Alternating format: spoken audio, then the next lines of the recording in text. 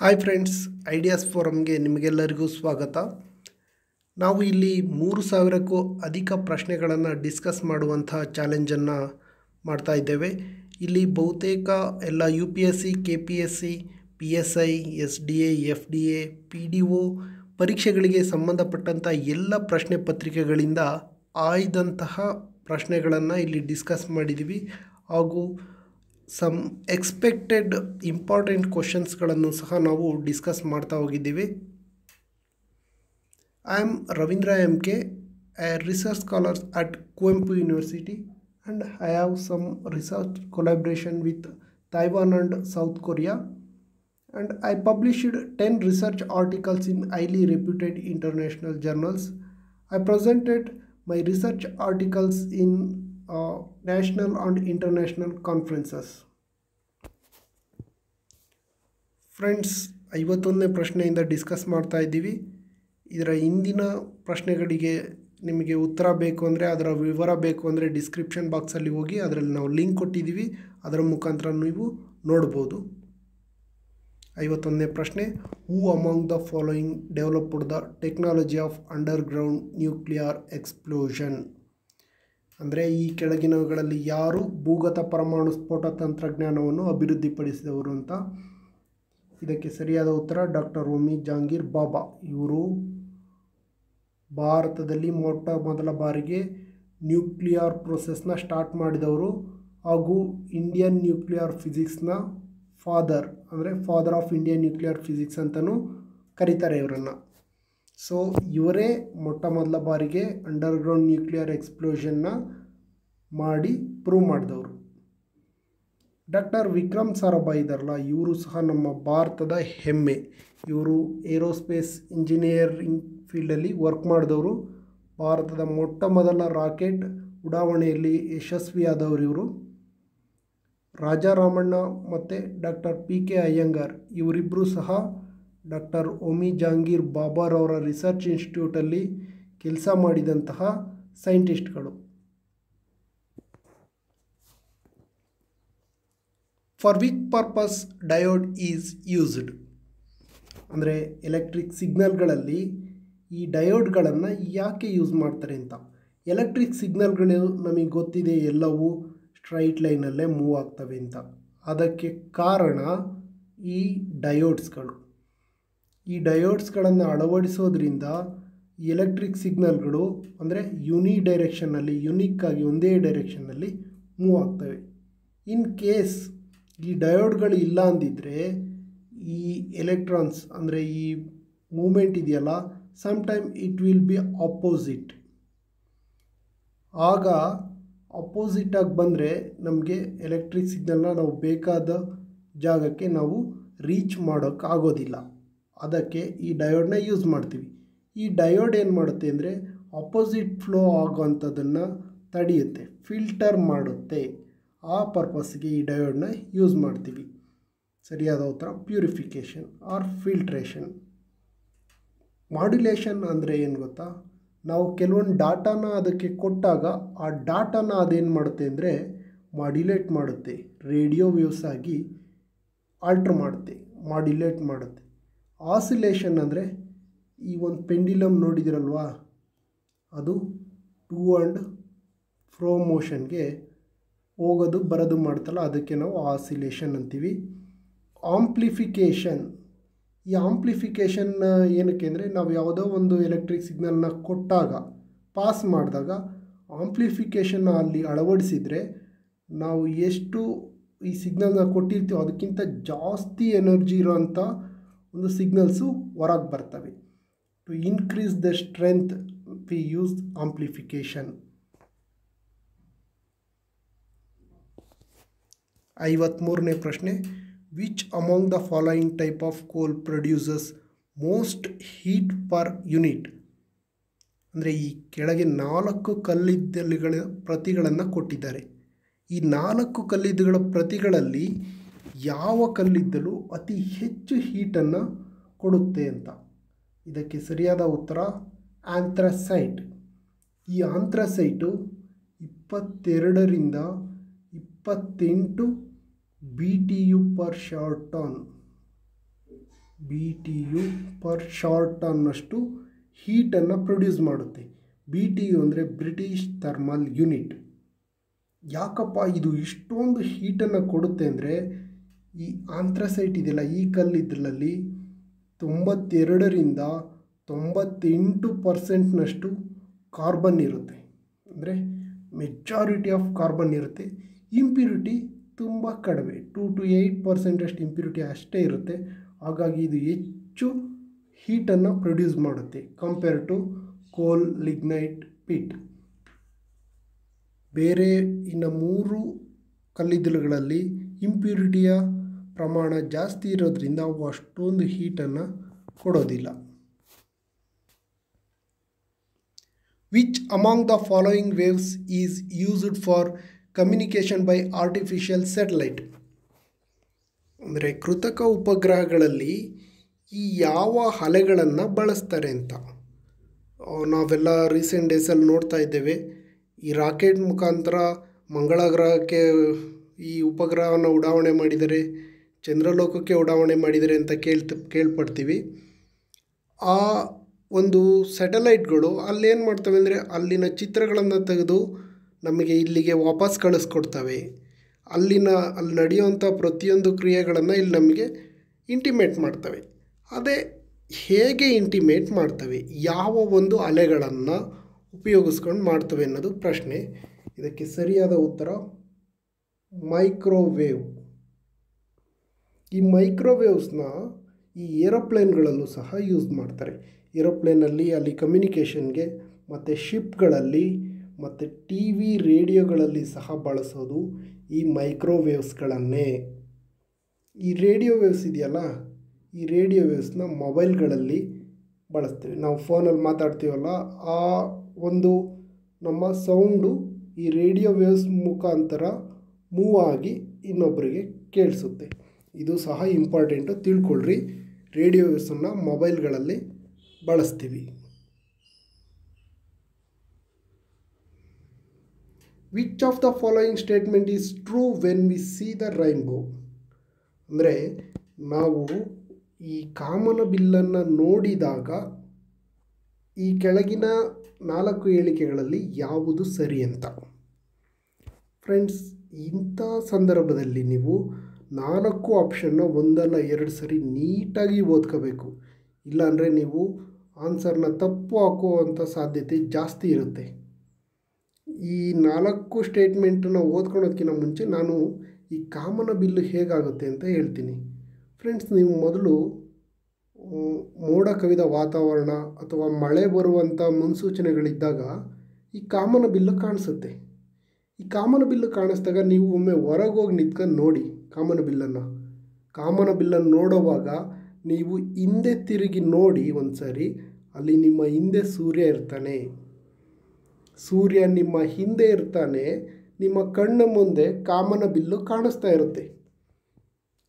ಆ ಕಾಮನ ಬಿಲ್ಲು ಹೇಗೆ ಬಂತು ಅಂದರೆ, ಆ ಒಂದು ಮೋಡ ಕವಿದ ವಾತಾವರಣ ಇರ್ಬೋದು ಅಥವಾ ಮಳೆ ಬರೋ ವಾತಾವರಣ ಇದ್ದಾಗ ಈ ಸೂರ್ಯನ ಕಿರಣಗಳು ಈ ಮಳೆಯ ಹನಿ ಮೇಲೆ ಬಿದ್ದಾಗ, ಈ ಮಳೆ ಹನಿ ಮೇಲೆ ಸೂರ್ಯನ ಕಿರಣಗಳು ಬಿದ್ದಾಗ ಈ ಮಳೆ ಹನಿ ಏನು ಮಾಡುತ್ತೆ, ಆ ಹನಿಯ ಒಳಗೇನೆ ರಿಫ್ರ್ಯಾಕ್ಟ್ ಆಗುತ್ತೆ.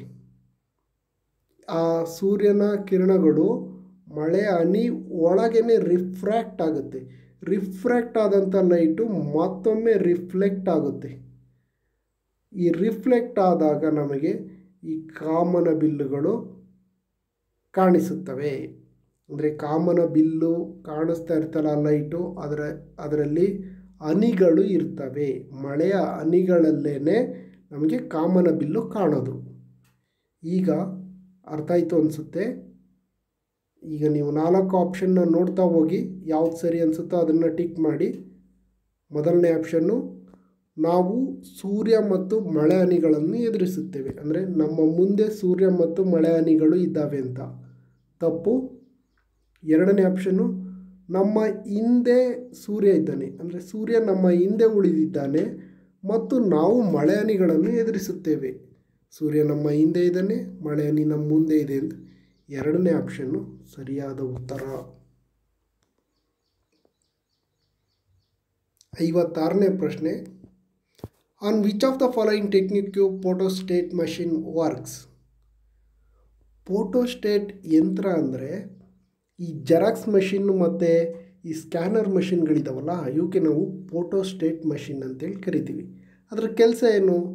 ಜೆರಾಕ್ಸ್ ಮಾಡೋಕ್ಕೆ ಒಂದು ಪೇಜನ್ನು ಇಟ್ಟರೆ ಆ್ಯಸ್ ಇಟ್ ಈಸ್ ಪ್ರಿಂಟನ್ನು ನಮಗೆ ಕೊಡುತ್ತೆ. ಅದಕ್ಕೆ ನಾವು ಫೋಟೋಸ್ಟೇಟ್ ಮಷಿನ್ ಅಂತೇಳಿ ಕರಿತೀವಿ.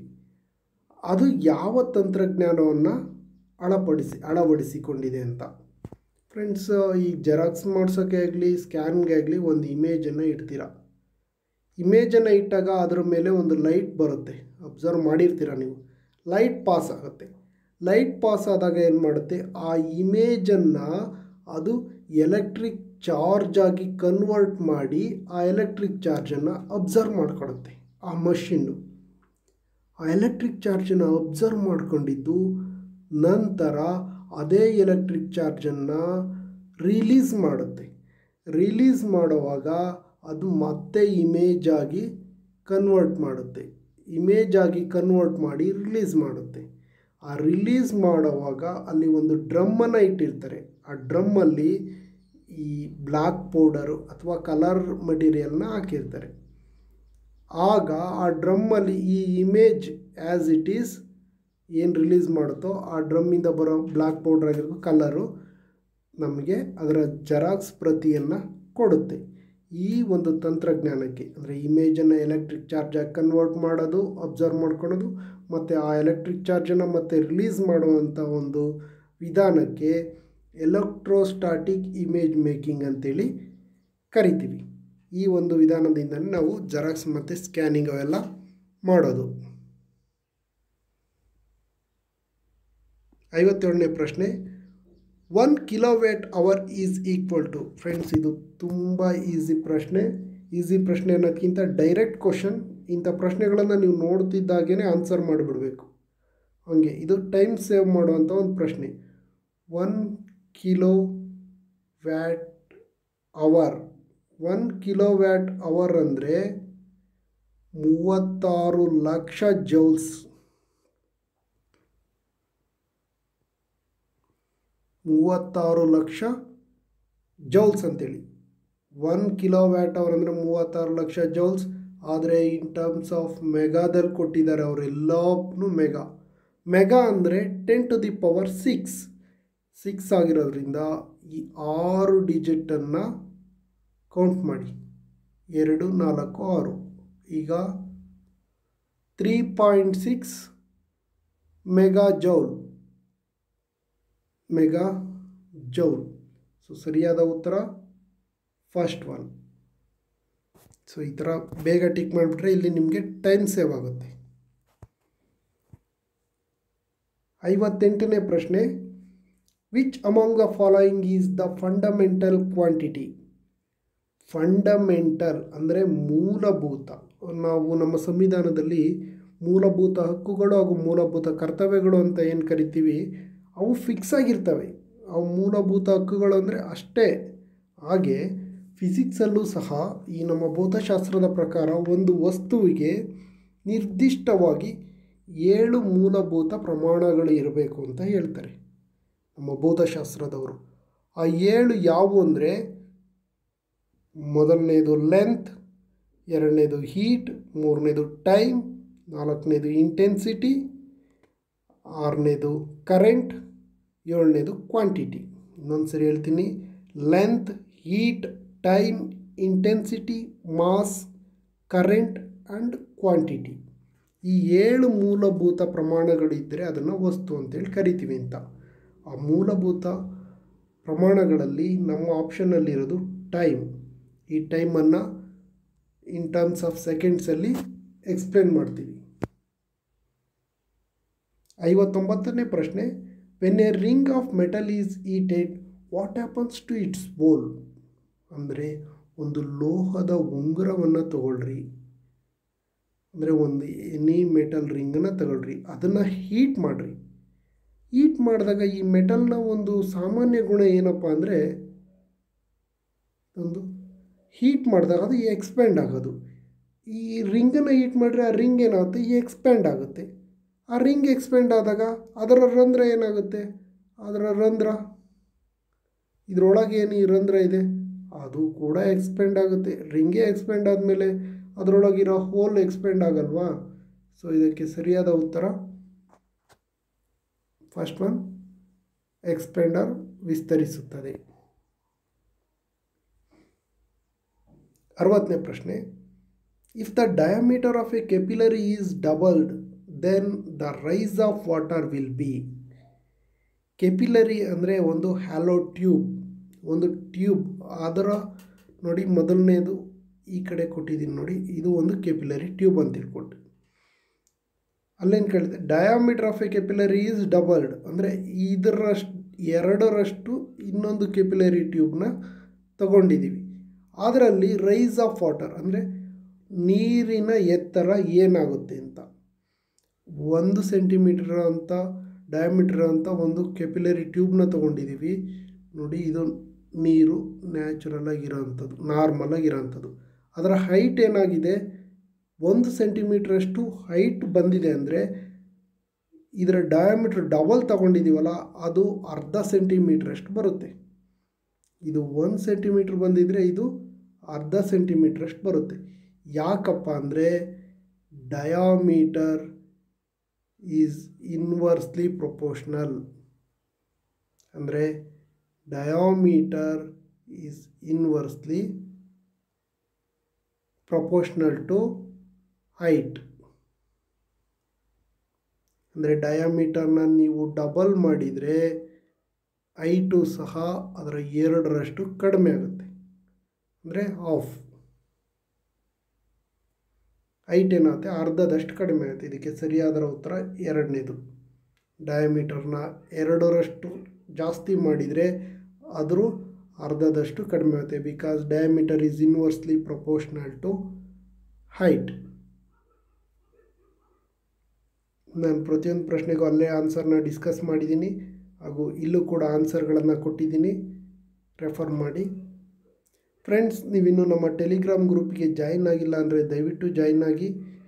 ನೀವು ಟೆಲಿಗ್ರಾಮ್ಗೆ ಹೋಗಿ ಐಡಿಯಾಸ್ ಫೋರಮ್ ಅಂತ ಸರ್ಚ್ ಮಾಡಿದರೆ ಸಾಕು, ನಮ್ಮ ಒಂದು ಟೆಲಿಗ್ರಾಮ್ ಗ್ರೂಪ್ ಬರುತ್ತೆ, ಅದಕ್ಕೆ ಜಾಯಿನ್ ಆಗ್ಬೋದು. ಅಲ್ಲಿ ಪ್ರತಿದಿನ ಕ್ವಿಜ್ಗಳನ್ನು ನಾವು ಮಾಡ್ತಾ ಇರ್ತೀವಿ. ಅಲ್ಲಿ ತುಂಬ ಮುಖ್ಯವಾದ ವಿಡಿಯೋಗಳನ್ನು, ಇನ್ಫಾರ್ಮೇಷನ್ಗಳನ್ನು ಅಪ್ಡೇಟ್ ಮಾಡ್ತಾ ಇರ್ತೀವಿ. ಎಲ್ಲ ಅಪ್ಡೇಟ್ಸ್ ಬೇಕು ಅಂದರೆ ದಯವಿಟ್ಟು ನಮ್ಮ ಟೆಲಿಗ್ರಾಮ್ ಗ್ರೂಪ್ಗೆ ಜಾಯಿನ್ ಆಗಿ. ಈ ವಿಡಿಯೋ ನಿಮಗೆ ಇಷ್ಟ ಆಗಿದ್ದರೆ ದಯವಿಟ್ಟು ಸಬ್ಸ್ಕ್ರೈಬ್ ಮಾಡಿ, ಲೈಕ್ ಮಾಡಿ, ಶೇರ್ ಮಾಡಿ.